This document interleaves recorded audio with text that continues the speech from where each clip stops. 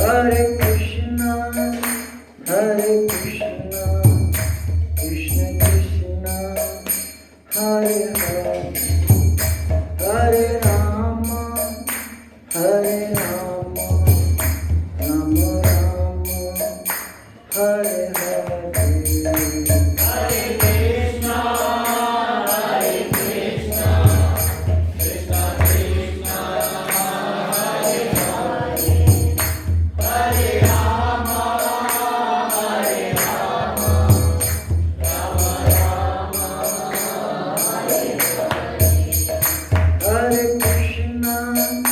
Hare Krishna, Krishna Krishna, Hare Hare, Hare Rama, Hare Rama, Rama Rama, Hare Hare.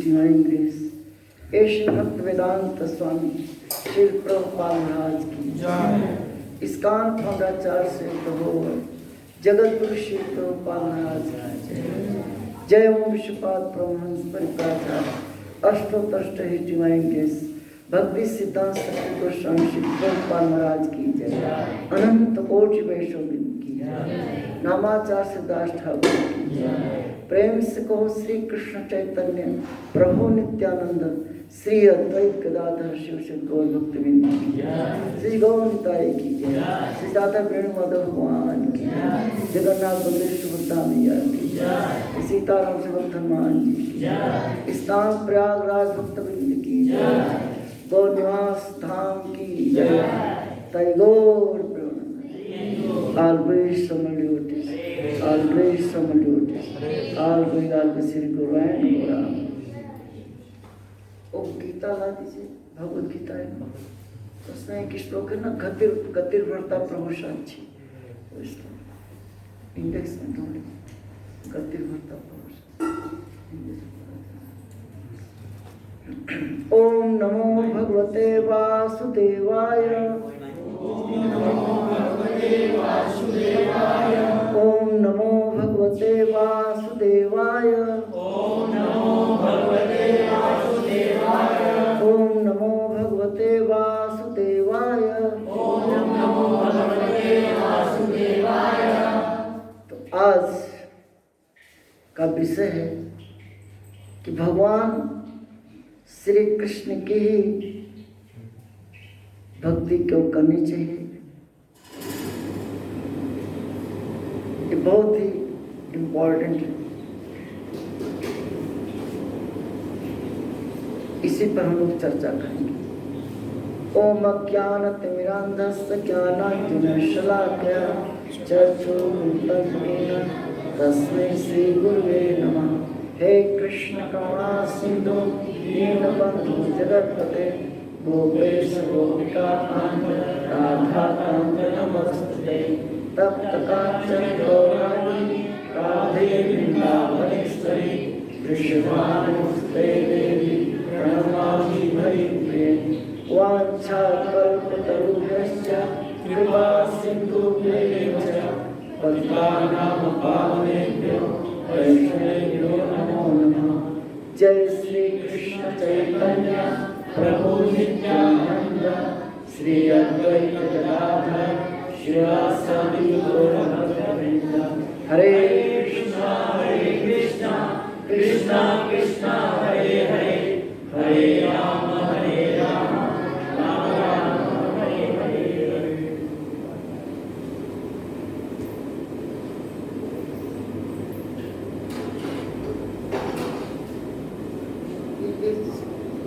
आप दीनदयाल प्रभु ये श्लोक लेके 9.18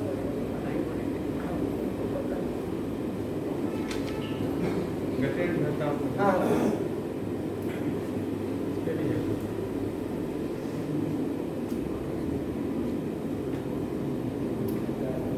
तो भगवान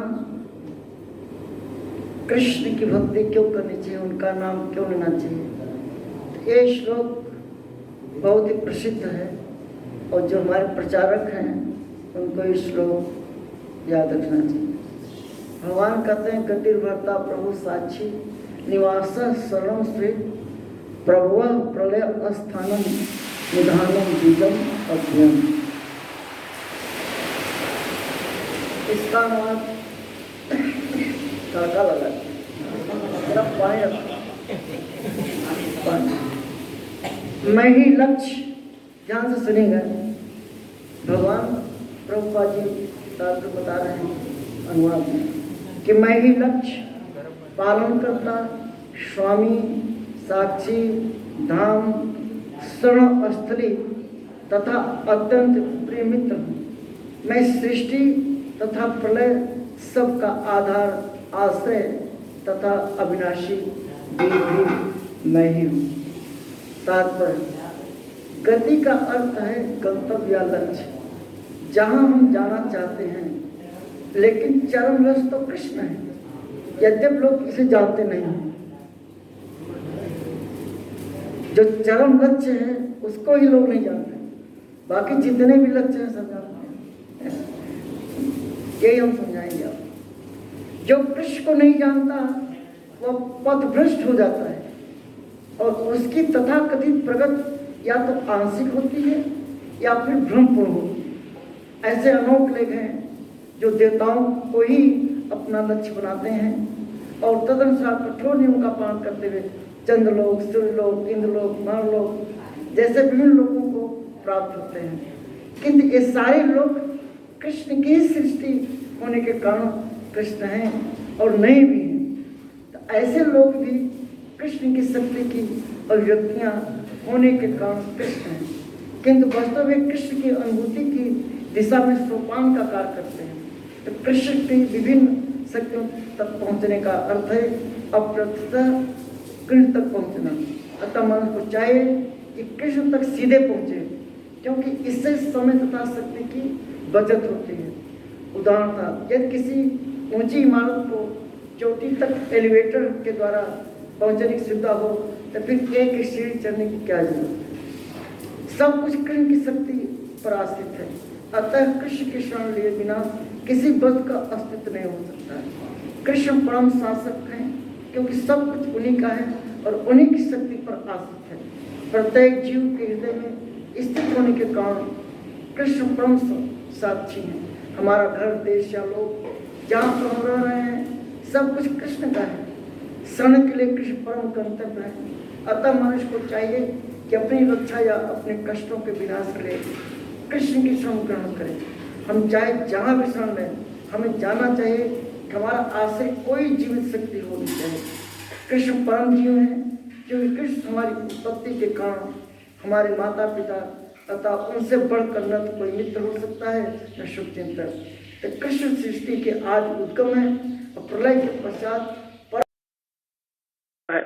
अतः कृष्ण सभी कारणों के शाश्वत कारण है। बहुत ही उत्तम श्लोक है, इसलिए जो प्रचार करते हैं ये बहुत उनके लिए बहुत ही महत्वपूर्ण श्लोक है।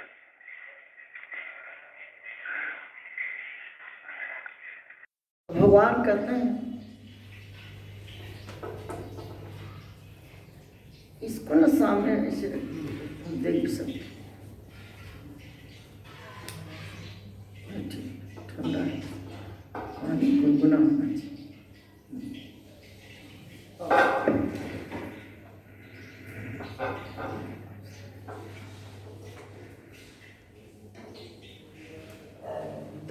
प्रभुपाद जी समझा रहे हैं कि लोगों को पता ही नहीं है कि कृष्ण जो है हमारे जीवन के क्या है, परम लक्ष्य है। और हमारा लक्ष्य और विश्राम स्थल भगवान श्री कृष्ण का आश्रय चरण कमल। लक्ष्य नहीं माना, लेकिन इस संसार में जितने मनुष्य हैं उनका 3 ही लक्ष्य है जिसके पीछे वो दौड़ते हैं। कौन बताएगा? 3 लक्ष्य, रोटी,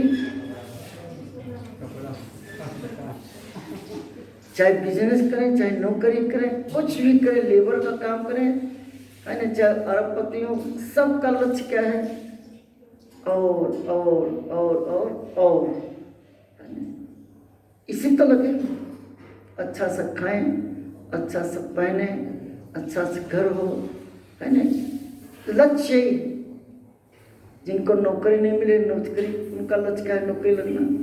क्योंकि जो पढ़ाई करते हैं सबका कोई न कोई लक्ष्य होता है। कोई सोचता हूँ आई सरकारी बने, कोई सोचता हूँ डॉक्टर बनेंगे, कोई बोलता है इंजीनियर बनेंगे, कोई बोलता हूँ प्रोफेसर बनेंगे, है ना, कोई कहेगा हम आर्मी में जाएंगे। सबका लक्ष्य होता है और उस लक्ष्य के अनुसार क्या करते हैं? मेहनत करते हैं। करते ही नहीं करते। लेकिन किसी का ये लक्ष्य नहीं होता कि हम भगवान की भक्ति करेंगे। किसी का लक्ष्य होता है। कोई माता पिता जन्म से नहीं सोचता कि मेरा बेटा आगे चल के साधु सन्यासी बनेगा या भक्त बनेगा। कोई सोचता है?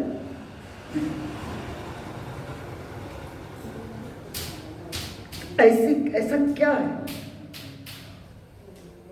इसीलिए प्रहलाद महाराज कहते हैं कि 5 साल का बालक हो जाए तभी उसकी भक्ति में क्या हो जाए, जरा लग जाना चाहिए, जोड़ देना चाहिए। लेकिन ऐसा होता नहीं है। तो प्रभुपाद जी ने कहा कि हमारी भक्ति जब से हम स्टार्ट हो तभी से शुरू कर देना चाहिए। भक्तों के संपर्क में आते ही आपको भक्ति में क्या करना चाहिए? जुड़ जाना चाहिए। क्योंकि बिना भगवान की कृपा से कोई भक्त आपको मिलता नहीं है, कि भक्त ही आपको जोड़ता है। कोई भक्त आपको मिला होगा जिसकी वजह से आप आज यहाँ पे आए हुए हैं, राइट? तो भगवान कहते हैं कि गति भरता प्रभु साक्षी, मैं ही सबके जीवन का लक्ष्य हूं। क्यों? एकमात्र कृष्ण ही ऐसा कहते हैं, बाकी किसी अवतार ने नहीं कहा है कि मैं ही सबके जीवन का लक्ष्य हूं। एकमात्र कृष्ण है जो कहते हैं कि यदा यदा हि धर्मस्य ग्लानि भवति भारत, कि अर्जुन मैं ही अवतार लेता हूं। कहते नहीं, हर युग में कृष्ण ही आते हैं। कभी राम के रूप में आते हैं, कभी नरसिंह के रूप में आते हैं, कभी कुर्म के रूप में बन जाते हैं। अर्थात जिस युग में उनके जिस रूप की जरूरत पड़ती है उसके अनुसार भगवान क्या होते हैं? कृष्ण आ जाते हैं। तो कृष्ण ही जो है स्वयं भगवान है, इसमें किसी भी प्रकार की शंका नहीं करना चाहिए, क्योंकि उन्होंने ये ऐसा कहा। एकमात्र कृष्ण है जो ये कहते हैं सर्वधर्मात्मक प्रज्ञा में कृष्ण मुझे, तुम सारे धर्म को छोड़ करके एकमात्र मेरे शरण में आ जाओ। मास्टर किसी भी प्रकार का शंका नहीं करना चाहिए, डरो मत। एक किसका आदेश है?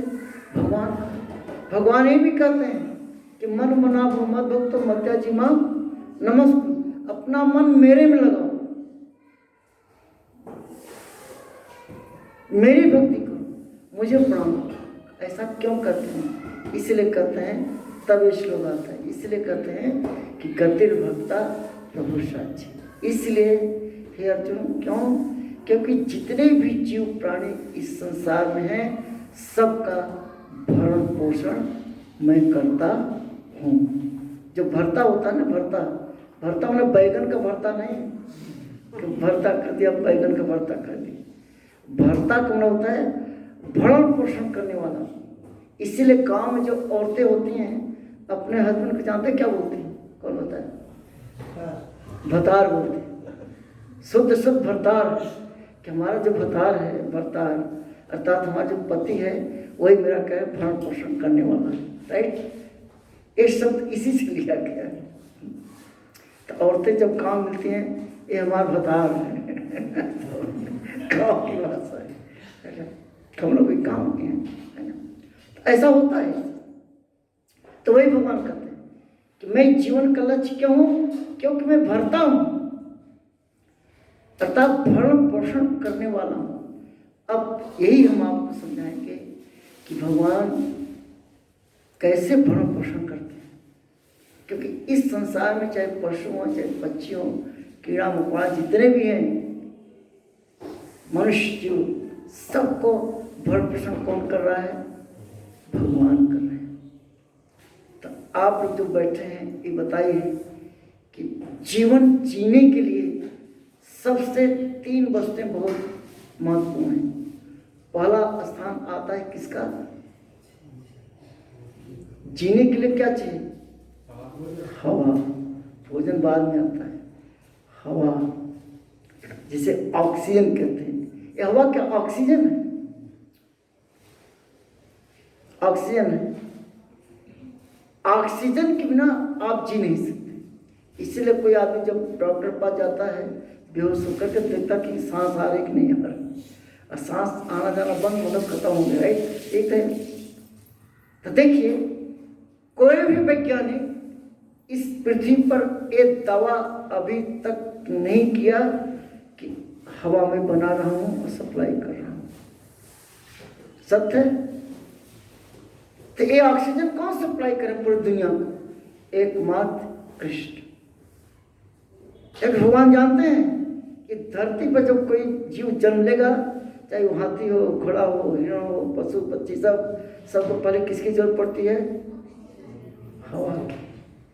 कि बिना ऑक्सीजन के आप जीवित रह ही नहीं सकते। आपका नाम बंद कर दिया जाए तो कुछ सेकंड, 1 मिनट के बाद आप छोड़ देंगे शरीर, इतना इंपॉर्टेंट है। इसीलिए भगवान जो सबसे जरूरी वस्तु है वो पहले सबको सप्लाई कर दिया, राइट। अब वही दे रहे हैं। अब आप सोचिए कि फिर जो कोरोना वायरस है, आप बताइए वो किसको पकड़ता है, कौन बताए। वो ऑक्सीजन को नहीं पकड़ता, किसको पकड़ता है, हमारे उस फेफड़े को, लंग्स को पकड़ता है जो ऑक्सीजन को खींचता है और छोड़ता है, समझिए ना। ऑक्सीजन की कमी नहीं रहती, लेकिन जो हमारी मशीनरी फिट है, भगवान ने शरीर जब बनाई तो शरीर में जो ऑक्सीजन लेने के लिए, खींचने की जो सुविधा प्रदान की है, कोरोना वायरस उसी को पकड़ लेता है। इसीलिए आप देखते हैं, जो शेर होता है, जो हिरण का शिकार कर पहले गर्दन ही पकड़ता है, वो जानता है कि सांस यहीं से आती जाती। एक पशु जानता है इस बात को, राइट। उसी को जब पकड़ लेता है तो सांस खत्म, हिरण मर जाता है, कोई मर जाएगा। तो कोरोना भी बड़ा चालाक है, क्या पकड़ता है, यही पकड़ता है।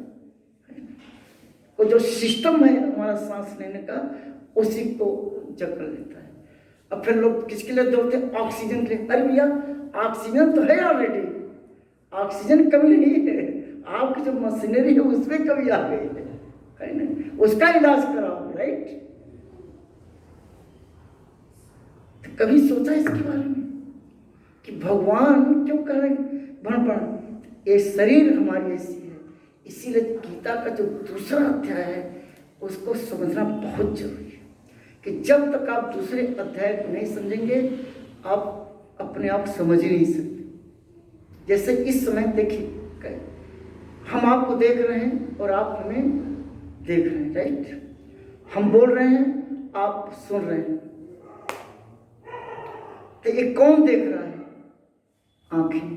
कौन देख रहा है, सच्चाई ये है कि आंखें नहीं देखती हैं, आंखें थोड़ी देखती हैं। जैसे कोई मर जाता है तो आंखें तो रहती है, फिर क्यों नहीं देखती।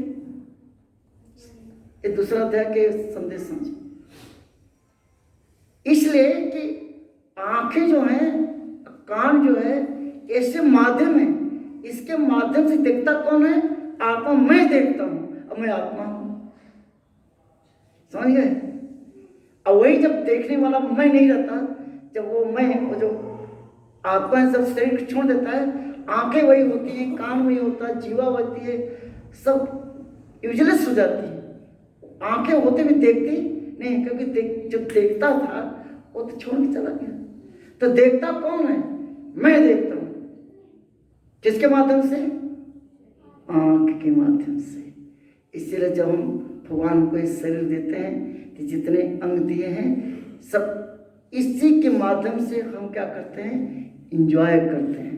इस संसार में जितने भी जीव आते हैं भौतिक संसार को भोगने के लिए आते हैं।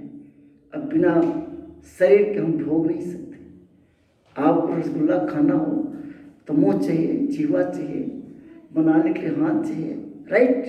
तो हर जीव इस संसार में आता है भोगने के लिए। अब भोगने के लिए ही ये शरीर लेके आता है। तो हम जब भी इस संसार में आते हैं तो शरीर को लेकर के आते हैं, और जब जाते हैं तो शरीर को छोड़ करके चले जाते हैं। और तब छोड़ते हैं तो गीता भगवान कहते हैं कि वांग सांस है ना, जिस प्रकार से मनुष्य फटे पुराने बस को त्याग करके नया बस धारण करता है, उसी प्रकार से ये अर्जुन, ये आत्मा जीर्ण क्षण वृद्ध शरीर को छोड़ करके नया शरीर धारण कर लेती है। तो हम इस शरीर को तब छोड़ते हैं जब ये शरीर भोगने के लायक नहीं रह जाती, यूजलेस होता। जैसे आदमी जब ये शरीर बुढ़ी हो जाती है तो यूजलेस हो जाती है। तब चूंकि हमारी आदत है भोगने की, तो जब हम शरीर यूजलेस हो जाती है, जिस शरीर को हम लेके आए भोगने के लिए, खूब भोगा, और जब भोगने के लायक नहीं रह गई तो इसको क्या करते हैं? छोड़ देते हैं, फिर नई शरीर में चले जाते हैं। यही तो दूसरा थी, सही है। तो हम इतने सेल्फिश हैं कि जिस शरीर को हम लेके आते हैं उसी को छोड़ के चले जाते हैं। तो जो जीव, जो हम सभी, जब हम अपने शरीर के सगे नहीं हैं तो दूसरे का हम सगा कैसे हो सकते हैं? इसलिए हर आदमी क्या है? सेल्फिश है, समझिए। क्योंकि हर मनुष्य जो है इंडिविजुअल जीवात्मा है, राइट। और उसकी यही गति है, जिस शरीर को लेके आता, जब उसको छोड़ के चला जाता है तो दूसरा को साथ कैसे लेके जाएगा? तो हर आत्मा क्या है? व्यष्टि आत्मा है, जीवात्मा है।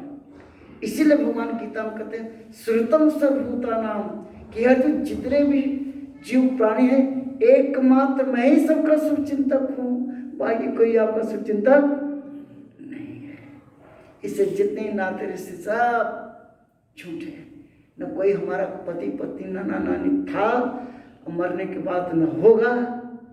ये तो जो वर्तमान में एक टेम्परेरी व्यवस्था है टाइम पास करने के लिए, ये रिश्ते बनाए गए, जबकि सच्चाई क्या है? कोई किसी का है नहीं।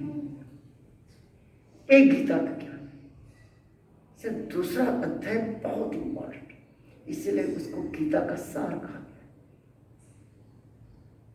ये हमारी सच्चाई है, हम अपना एक बाल नहीं ले सकते। तो इसीलिए जीवन का लक्ष्य क्या होना चाहिए? वो व्यक्ति हो जाना होना चाहिए जो वर्तमान में हमारे साथ है, जिसके हमारे कर्म को भविष्य उसके हाथ में है। तो एकमात्र कृष्ण ही हमारे जो शुभचिंतक हैं, और सदैव आत्मा के साथ रहते हैं। भगवान गीता बताते हैं कि हे अर्जुन, जितने भी जीव मनुष्य हैं सबके हृदय में मैं परमात्मा के रूप में निवास करता हूँ, मैं ही रहता हूँ। तो इसीलिए गति भरता प्रभु साक्षी, भरण पोषण के लिए भगवान ने ये सांस दिया हुआ है, तो हमें भगवान का नाम लेना चाहिए। हम लोग इतने लोग हैं कि सांस भगवान का ले रहे हैं, लेकिन भगवान का नाम लेते नहीं। भगवान का नाम इसीलिए लेना चाहिए क्योंकि भगवान हमको क्या दे रहे हैं? ऑक्सीजन दे रहे हैं, हमारा भरण पोषण कर रहे हैं। कि जीवन जीने की यही परिभाषा है, सांस का आना जाना ही जीवन है। जिस दिन ये सांस आना जाना बंद, आपका जीवन क्या हो जाएगा, समाप्त हो जाएगा। यही जीवन की परिभाषा है। इतनी सरल परिभाषा अगर आप नहीं समझते थे, आप क्या समझेंगे? इसमें कोई रिसर्च करने की क्या जरूरत है? राइट? जीवन क्या है? यही है, सांस का आना जाना ही क्या है, जीवन। डॉक्टर भी यही देखता है, सांस आ रही कि नहीं आ रही। ये समझिए। तो इसलिए भगवान का नाम लेना चाहिए और कृष्ण का ही नाम लेना चाहिए। कि गीता में भगवान ने अपना विश्व रूप में दिखा दिया था कि सारे देवी देवता चर्चा जितनी भी वस्तुएं हैं, हे अर्जुन, सबका कारण मैं हूँ, सबका स्रोत मैं हूँ। अब विश्व रूप में भगवान ने क्या किया, पूरा दिखा दिया। आप सोचिए इस बात को। तो आप सबसे अनुरोध है कि आप लोग भाग्यशाली, प्रयाग में जन्म हुआ है, और प्रयाग में जन्म ले करके अगर कृष्ण की भक्ति नहीं किया तो किसकी भक्ति करेंगे? यमुना जी भगवान कृष्ण से रिलेटेड, सोचने वाली बात है। यमुना जी, गंगा जी भगवान से रिलेटेड, भगवान के चरण कमलों से ही गंगा जी आई। आप जानते हैं भागवतम बताया गया है प्रभु जी कि गंगा जी आना नहीं चाहती थी इस धरती पे। मैं सुनाया था, वो नहीं सुना था, भागवतम बताया गया है। गंगा जी कहते हैं कि भगीरथ जी से कहते हैं कि अगर मैं धरती पर जाऊंगी तो वहां सब पापी तापी जितने भी लोग हैं स्नान करके सारा पाप मुझे लेना पड़ेगा, लेकिन मेरा पाप कौन काटेगा? तब भगीरथ जी महाराज कहते हैं, अयोध्या के राजा थे, राजा भगीरथ, उन्होंने कहा कि हे गंगा मैया, जो साधु संत भगवान कृष्ण के भक्त हैं, जब वो गंगा में स्नान करेंगे तो आपका बोझा क्या हो जाएगा, हल्का हो जाएगा। इस सत्य पे जो है गंगा जी धरती पर आई। भागवतम लिखा है। इसलिए हमें भगवान का नाम लेना चाहिए कि हमारे जीवन के आधार, जीवन जीने के सबसे कीमती वस्तु आता है हवा का। वो कौन दे रहे हैं? भगवान दे रहे हैं। इसलिए भगवान का नाम लेना चाहिए, कृष्ण का नाम। दूसरा स्थान आता है पानी का। पानी का फॉर्मूला क्या है? H2। हाइड्रोजन का 2 भाग, ऑक्सीजन का 1 भाग मिलकर क्या बनता है? पानी बनता है। हमारे प्रभुपाद जी कहते हैं कि जिस वैज्ञानिक ने पानी के फॉर्मूला का पता लगाया जिस तारीख को और जिस सन में, पानी तो उससे पहले मौजूद था, तो वो इज दैट साइंटिस्ट। और वैज्ञानिक कौन है? ये प्रवचन दे रहे थे प्रभुपाद लॉस एंजलिस में। तो वैज्ञानिकों के बीच वैज्ञानिकों का दैट इज गॉड। तो प्रभु, yes I know the name of God also, that is Krishna. ये कृष्ण ही भगवान है, भगवान ही कृष्ण है, कोई शंका नहीं। तो प्रभु, यस कृष्ण ही है, जल देते हैं। क्योंकि जब वैज्ञानिकों ने पानी के भाव को पता लगा, उसके पास पानी जो झील, झरने, नदियां, समुद्र, ये किसने बनाया? सोचिए, वैज्ञानिकों ने बनाया, भगवान ने बनाया। तो जल भी भगवान देते हैं। इसलिए हमारे प्रभुपाद बोलते थे कि searcher is greater than researcher. वैज्ञानिक जो मनुष्य होता है, माने वैज्ञानिक मनुष्य होता है, तो वैज्ञानिक किसी चीज का जो खोज करता है तो क्या होता है? रिसर्च। क्या है रिसर्च का मतलब? रीटेक, रिपीट, रिवाइव, दोबारा जान लेना। अर्थात पहले से इसकी जानकारी है, हमको तो अब पता चला, तब पहले किसने बना कर दिया? सर्चर अर्थात कृष्ण। तो प्रभुपाद कहते हैं कृष्ण जो है सर्चर है, कृष्ण ही महान है। वो हमको देते हैं, फिर आदमी क्या करते हैं? रिसर्च करता है, और जब उसको फॉर्मूला पता चलता है तो हम उसको क्या देते हैं? नोबेल प्राइज देते हैं। रिसर्च कर लिया, और जो सर्च कर लिए करके दिया हुआ है पानी, उसका नाम तक लेना नहीं चाहते।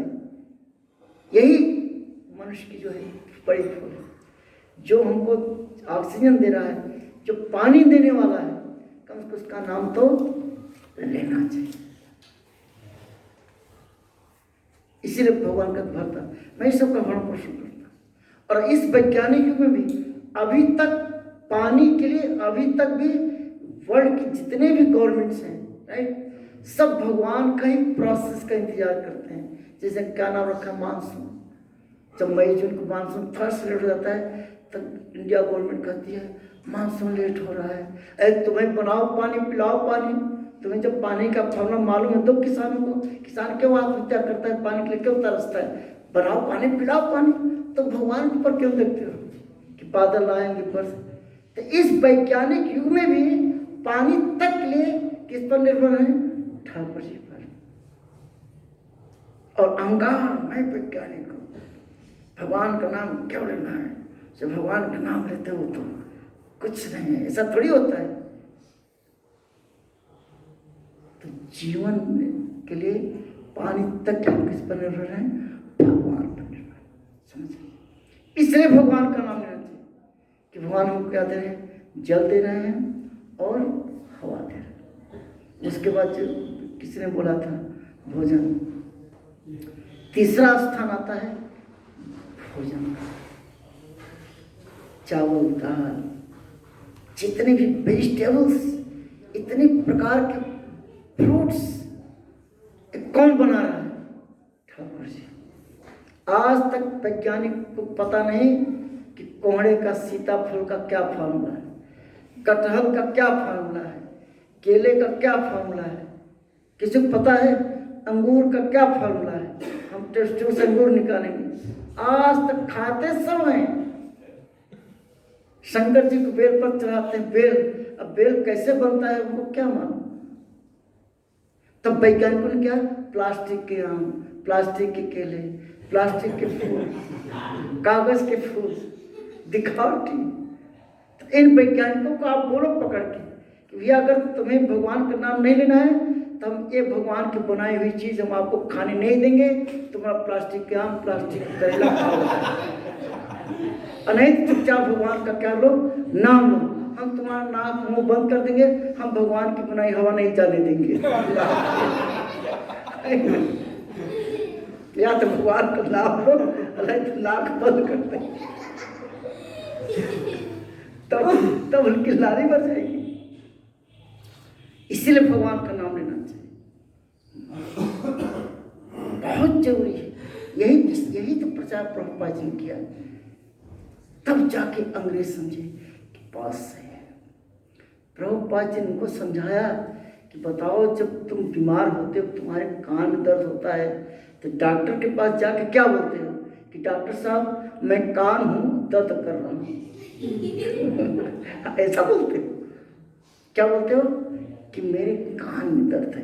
इसका मतलब मैं कान नहीं हूँ, कान किसका है, मेरा है। तो फिर मैं कौन हूँ जब मैं कान नहीं हूँ, आँख नहीं हूँ, नाक नहीं हूँ, पेट नहीं हूँ। कभी कभी लोग कहते हैं मैं पूरे शरीर में दर्द है, या मैं पूरा शरीर हूँ दर्द कर रहा हूँ। यही तो किसी को सोचा है, अर्थात ये शरीर मेरी है, मैं शरीर नहीं हूँ, तो फिर मैं हूँ कौन। तब भगवान गीता में कहते हैं तुम आत्मा हो, अब मेरे अंश हो। हर व्यक्ति जो यहाँ बैठा हुआ है सब परमात्मा का हम लोग क्या है, अंश है। और इस शरीर जो आई है सिर्फ इंजॉय करने के लिए हमको ये शरीर दे दी गई है। अब मृत्यु किसकी होती है, शरीर की होती है, आत्मा की नहीं होती। हमारी कभी मृत्यु नहीं होती। आत्मा को भगवान ने क्या कहा, नैनम छिदंत सस्ताय नैनम दहति पावक अजम नित्यम शाश्वतम पुराण।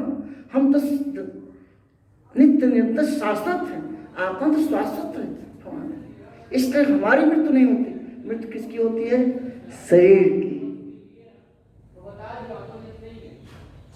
इसीलिए शरीर को स्वस्थ रखना चाहिए।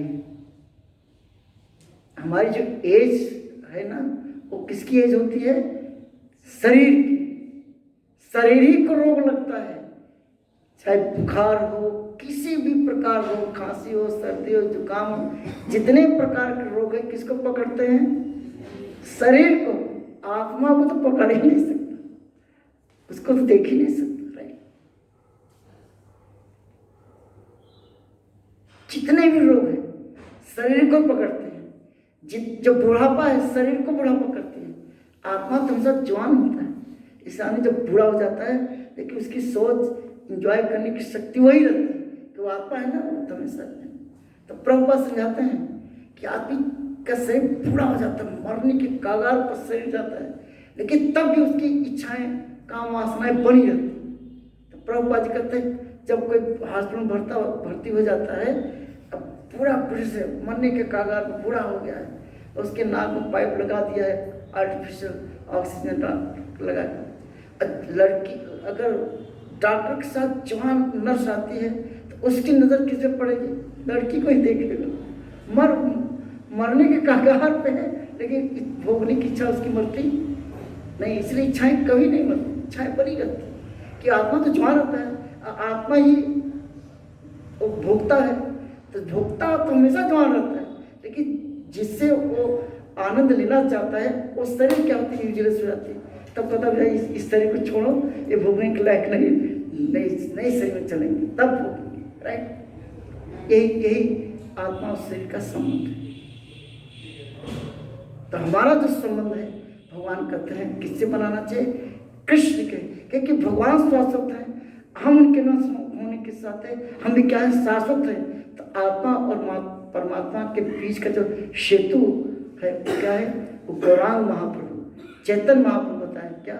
हरे कृष्णा कृष्णा कृष्णा हरे हरे, हरे राम राम राम हरे। इसीलिए गौरांग महाप्रभु, चैतन्य महाप्रभु ने संदेश दिया कि भारतीय भूमते भूमते हल जमजार जन्म सार्थक कर पर कि भारतवर्ष में जिसने जन्म लिया हो उसका कर्तव्य है वो भक्ति करके, नाम ले करके अपना कल्याण करें और दूसरों को भक्ति दे करके उसका भी क्या करें? कल्याण करें। एक परोपकार। तो हम सबका एक कर्तव्य है कि हम अपना भी उद्धार करें और दूसरों को इस संदेश दे करके उसका भी उद्धार करें। एक चैतन्य महाप्रभु, गौरांग महाप्रभु का संदेश है, इसलिए इसका नाम गौरांग निवास है। गौरांग महाप्रभु के संदेश है। भगवान कहते हैं गृह था कि पन्ना सदा हरि प्रेरणा, जहां भी रहो प्रचार करो। प्रभुपाद कहते थे कि अगर आप बिजनेस करते बिजनेस करो, नौकरी करते नौकरी करो, पढ़ाई करते पढ़ो, लेकिन अपने आप को भगवान से जोड़ के रखो, भक्ति करो। भगवान की जब गीता पढ़ेंगे तो भगवान एक बात करते हैं अर्जुन से, और पहले अध्याय में अर्जुन कहता है कि हे कृष्ण, मेरा जो रथ है वो दोनों सेनाओं के बीच में ले चलो, मुझे देखना है मुझे किससे युद्ध करना है। क्या उसको पहले से पता नहीं था किससे युद्ध करना है? 2-3 महीने से प्लानिंग कर रहे थे लड़ने की। तो चूंकि भगवान को गीता का ज्ञान देना था, उसकी मति भ्रमित हो गई और उसी को भ्रम तोड़ने के लिए भगवान ने क्या किया? एक गीता का ज्ञान दिया। अब भगवान आज्ञाकारी हैं, कई रथ दोनों सेनाओं के बीच में खड़ा कर दिया। अर्जुन देखो ये सब तुम्हारे नातेदार खड़े हैं तुमसे युद्ध करने के लिए, इनसे युद्ध करो। फिर करने लगा कि मैं युद्ध नहीं करूँ, इससे तो मैं सन्यासी बन जाऊंगा। तब एक गीता का शुरुआत भगवान का असोचा क्या वालवास, तो मूर्खों की तरह बात कर, तो बात तो बड़ी करता लेकिन विद्वान तक बात कर, लेकिन तुम मूर्ख, तुमको यही नहीं पता है। तब एक गीता स्टार्ट हो जाती है आपसे। भगवान कहते हैं अर्जुन तुम मेरा अश्वण करता युद्ध करो, मांस में युद्ध चल, कि तुम्हें युद्ध भी करना है और मेरा नाम भी लेना है। माने युद्ध करते हुए नाम ले, बोलो हरे कृष्णा मारुति, ऐसा नहीं।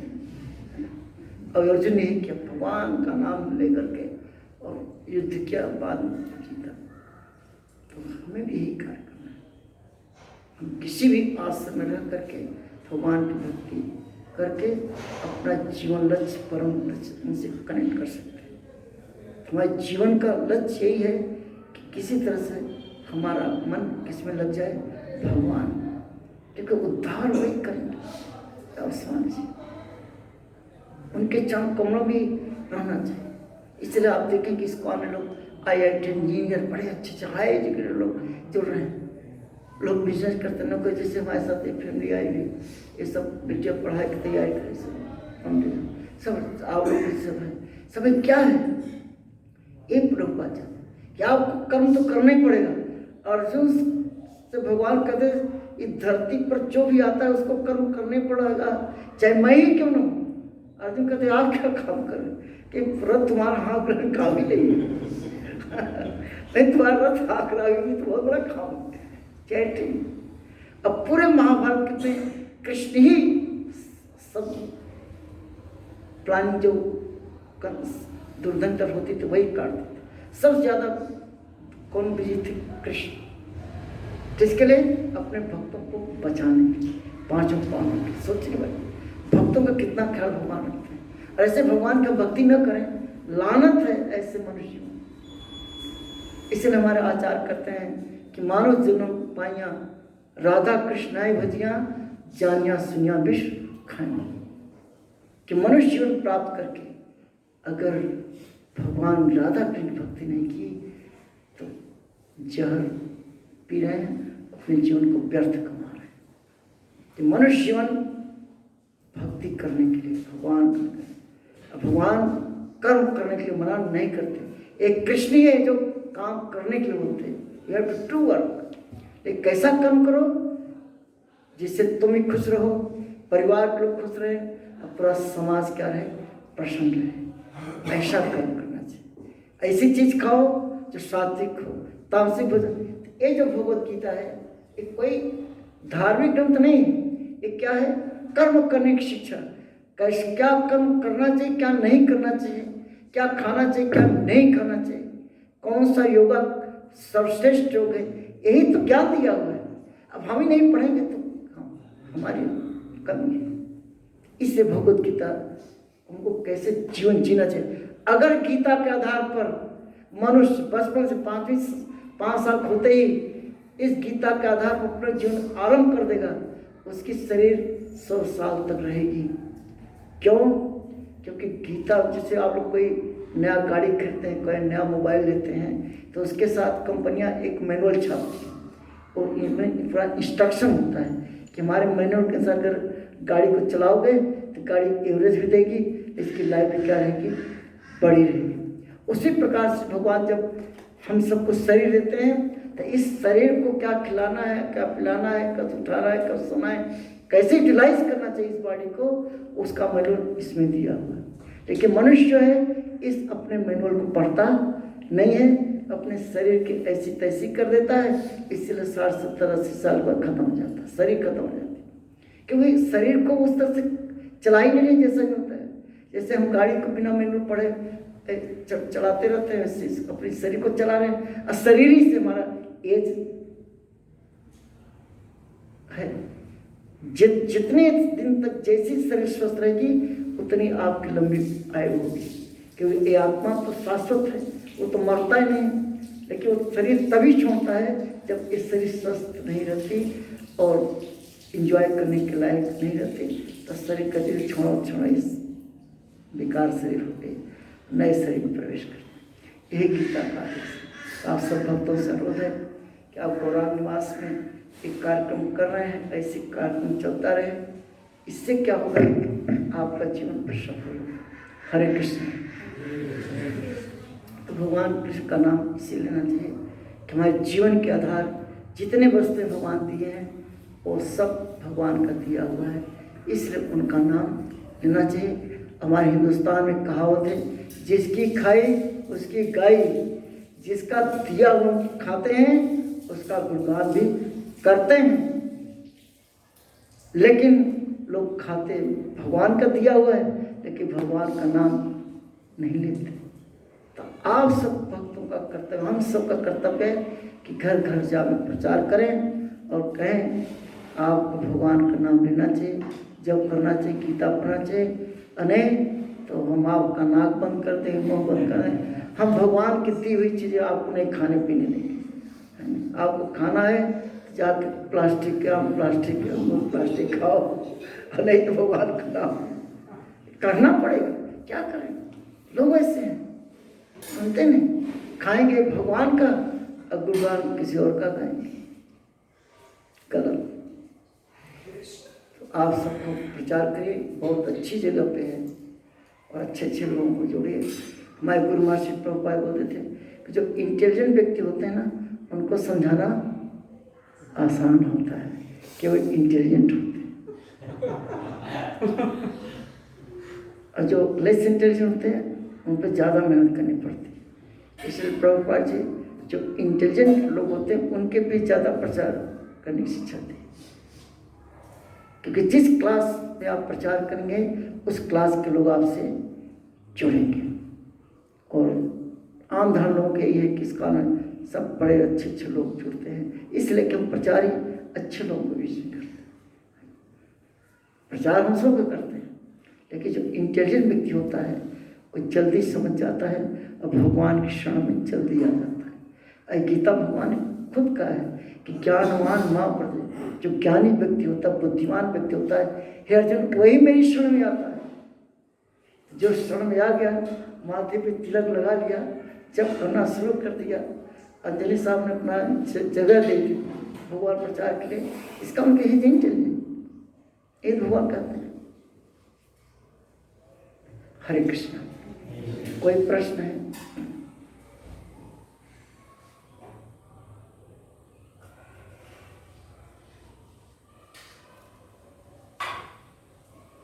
कभी आप लोग दिल्ली आइए, अब तो मैं यहाँ आता ही रहता हूँ, लेकिन फ्रिक्वेंसी ज़्यादा बढ़ाएंगे। विनय प्रभु जी बोल रहे थे, आलोक जी, दीनदयाल, यहाँ बड़े अच्छे भक्त हैं, सबका ही प्रयास है कि लोग जुड़े। हमारा घर ससुराल यहीं पे है, प्रयागराज, तो हम भी चाहते हैं, हमने भी अपने जो रिश्तेदार लोग हैं सबको जोड़ दिया इस काम से, मैंने मेंबर तो बना ही दिया, कम से कम मेंबर बन जाएंगे, कभी क्या पढ़ना बहुत आवश्यक है। तन से, मन से, धन से भगवान से जुड़ना चाहिए। अगर आप तन और मन नहीं दे सकते, धन दीजिए, धन तो भगवान का ही है। तो धन की शुद्धता दान से होती है, मन की शुद्धता महामंत्र का जाप करने से होती है, और तन की शुद्धता भगवान का प्रसाद पाने से होती है। तो तन मन धन ये तीनों पवित्र होने चाहिए, शुद्ध होने चाहिए, तभी आप भगवान की सेवा में क्या करते हैं, मन लगेगा। तो मन को महामंत्र से पवित्र करिए, हरे कृष्ण महामंत्र का जप करके, और तन को भगवान का प्रसाद पा करके, और धन को दान दे करके, ये तीनों जब शुद्ध होते हैं तब उसे भगवान क्या करते हैं, स्वीकार करते हैं। बोलो हरे कृष्णा कृष्णा कृष्णा हरे हरे, हरे राम हरे कृष्ण। किसी का है प्रश्न? तो आप लोग सब यहीं आसपास के रहने वाले हैं, दूर से आए हैं? बच्चे बताइए, आप कहाँ से आए?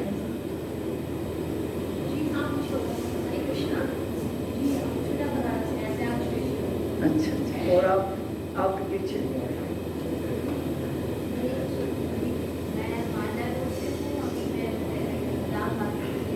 मांडा रोड।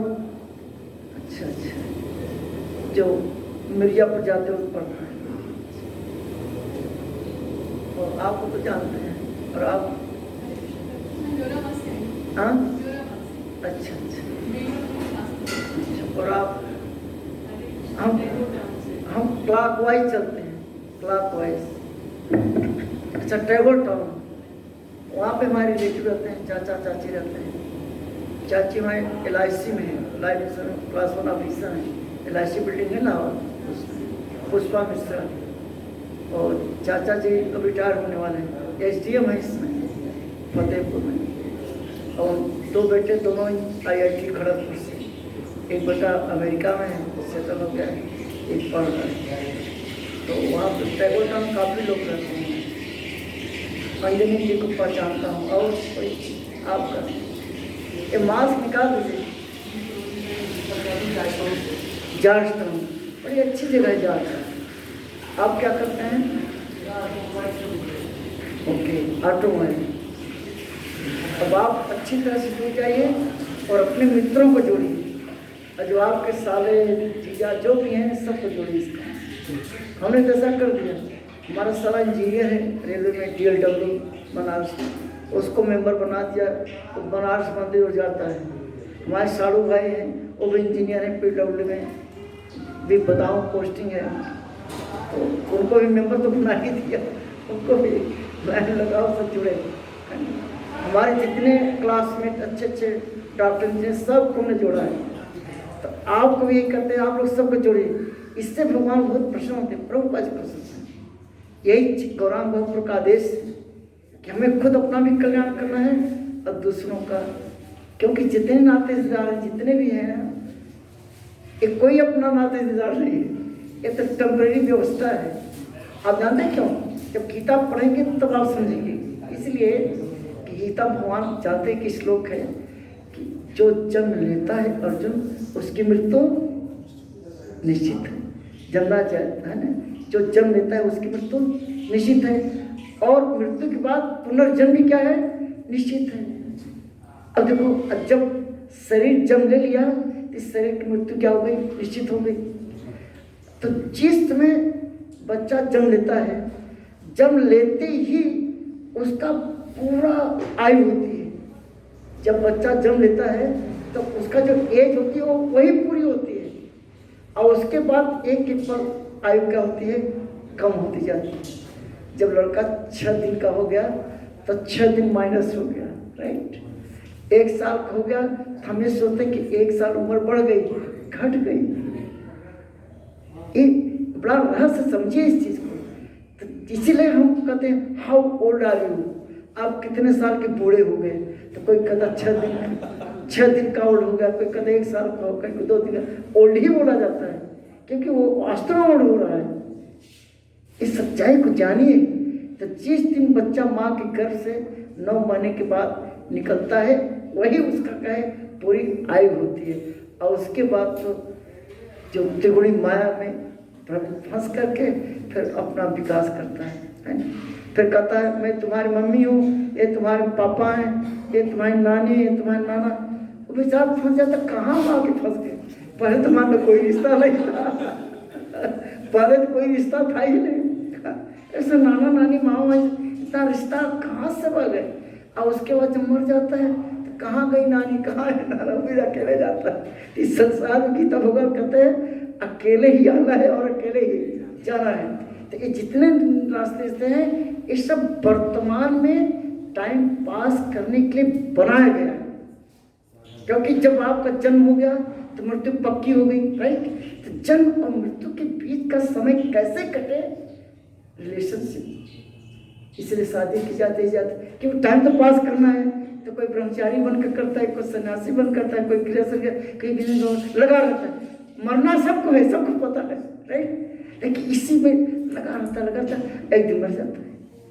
तो हर व्यक्ति जन्म और मृत्यु के बीच का जो समय है व्यतीत कर रहा है, क्योंकि वो परमानेंट नहीं है। इसीलिए हमें क्या करना चाहिए?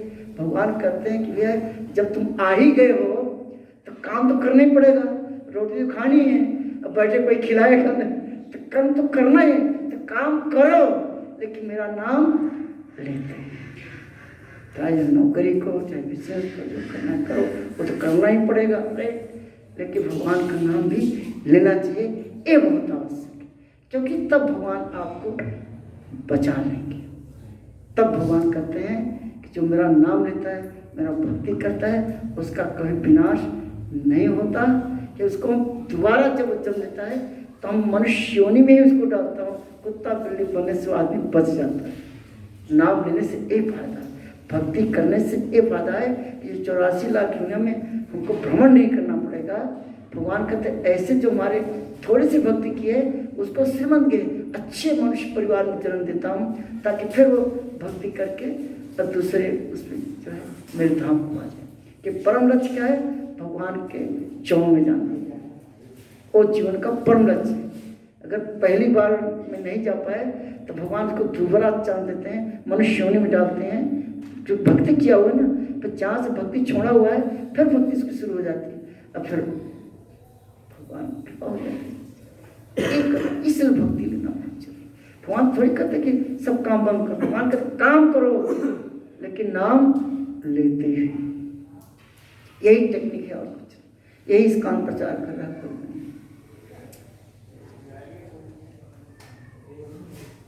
समझिए। दूसरा अध्याय बहुत इम्पोर्टेंट है। अभी मैं 30 तारीख तक हूँ। 30 की रात को हम सफ़र से दिल्ली चले जाएंगे।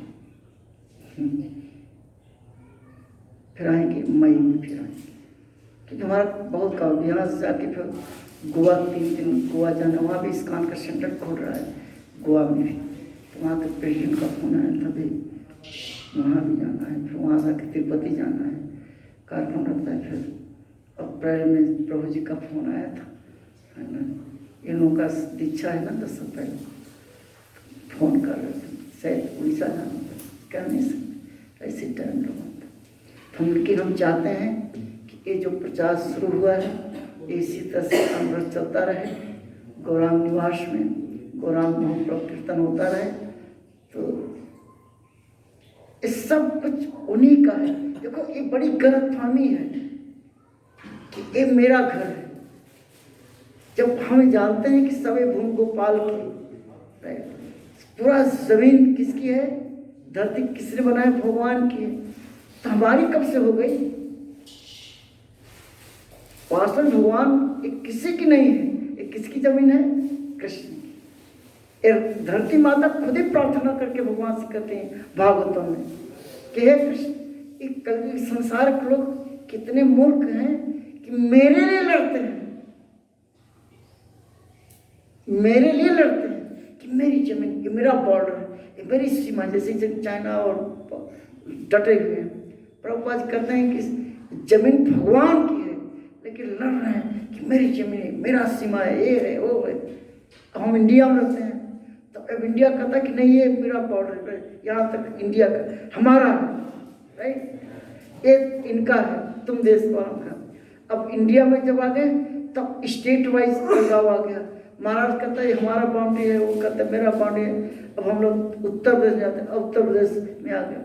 अब उत्तर प्रदेश वालों ने क्या किया, जिला में से बदल गया। अब जिले में आप इलाहाबाद में आ गए। अब जमीन किसकी हो गई, एडीए की हो गई। किसकी जमीन हो गई, एडीए की हो गई। अब हम क्या करते हैं, एडीए को पैसा दे करके 200 गज 500 गज ले लेते हैं, कहते हैं मेरी हो गई। बता दिया मेरा हाउस लक्ष्मी निवास, अग्रवाल हाउस। लेकिन सच्चाई ये है, ये जमीन किसकी है, ठाकुर जी की।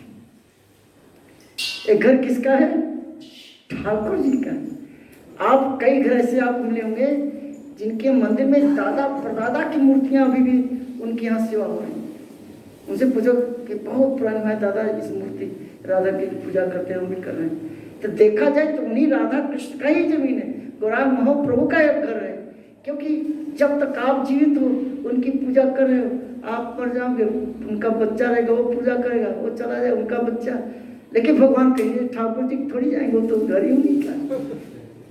घर में जो रहता है, हम लोग रहते हैं, हम चले जाएंगे, लेकिन ठाकुर जी कहीं नहीं जाएगा, मंदिर भी रहेगा और ठाकुर जी वहीं रहेंगे। तो प्रभुपाद जी कहते हैं इसलिए सबको भगवान का नाम मिटना चाहिए, कृष्ण निवास, राधा निवास। क्योंकि एक घर वास्तव उनका है, हम रहते हैं टेम्परेरी, कि हम तो चले जाएंगे, ठाकुर थोड़ी कहीं जाएंगे, तो घर में बैठे रहेंगे, कितनी पीढ़ियाँ देखेंगे, राइट। तो घर किसका है, ठाकुर जी का। एक दिन जिस दिन आप समझ जाएंगे बहुत कुछ करना है। इसलिए अंजनी प्रभु बोला इस घर का नाम गौरांग निवास। गौरांग निवास रह करके गौरांग हो से कीर्तन भजन करिए, जब तक उनकी कृपा है कीर्तन भजन करते रहिए, क्योंकि है उन्हीं का, हमको तो छोड़ के जाना ही जाना है। जब इस शरीर छोड़ के जाना है तो इस शरीर से जो मेहनत करके सब कमाया है वो थोड़ी लेके जाएंगे। जिस शरीर को आप लगा करके इतना मेहनत करके सब कुछ बनाते हैं, जब शरीर ही नहीं जाती तो आपके बढ़ाई हुई शरीर कहाँ जाएगी। सब बाल तक नहीं, तो बाल ही नहीं है, बाल भी लेके जाएगा। ये चीज समझ, इसलिए गीता का पढ़ना और समझना बहुत जरूरी है।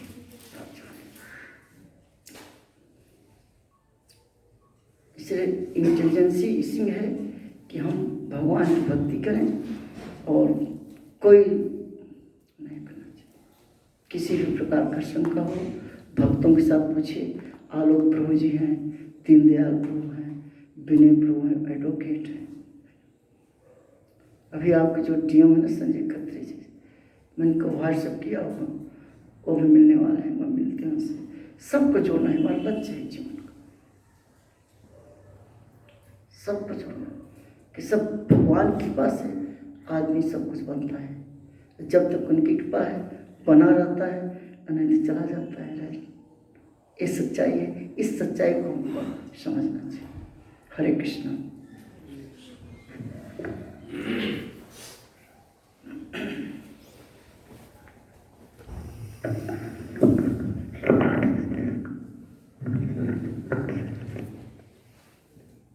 हरे कृष्णा। तो आइए हम प्रभु जी का हृदय से धन्यवाद करते हैं। इतना संक्षेप में प्रभु जी ने पूरे गीता का सार बता दिया, और वो भी इतना प्रैक्टिकल एग्जाम्पल्स के साथ। स्पेशली डॉक्टर के पास जाते हैं तो बताते हैं मेरे कान में दर्द है, मेरे कान में दर्द है, ऐसा नहीं कहते हैं। इतना सजीव उदाहरणों के साथ प्रभु जी ने इतनी सरलता से हमको इतना मूलभूत सिद्धांत सिखाए। तो हम प्रभु जी का हृदय से आभार व्यक्त करते हैं। एक बार जोर से हरे कृष्ण महामंत्र बोल के हरे कृष्णा कृष्णा कृष्णा हरे हरे, हरे राम राम राम हरे हरे। और हम प्रभु जी से आग्रह भी करते हैं कि प्रभु जी हमें अपना संग प्रदान करते रहें, और ऐसी प्रार्थना करें, आशीर्वाद दें कि भक्तों का संग और बढ़े, ताकि मैं बोला कि हर 3 महीने के बाद मैं आया तो हरी हो। अब शायद हम मई में आएंगे, मई में आकर फिर नवंबर फिर आए। हरे कृष्ण। तो अभी हम आरती करेंगे, कीर्तन करेंगे, फिर उसके बाद सभी के लिए प्रसाद रहेगा। हरे कृष्ण।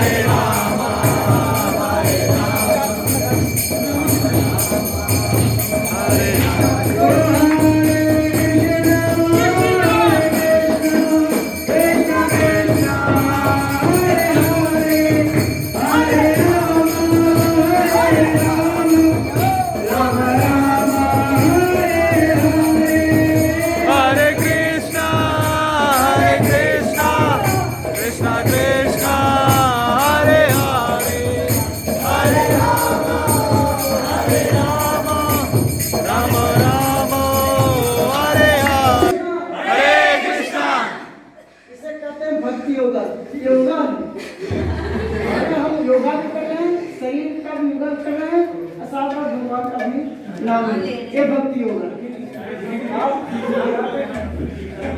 हरे कृष्णा यही होगा। कृष्णा कृष्णा कृष्णा हरे हरे राम नाम है सारा सही चीज है। हरे राम राम हरे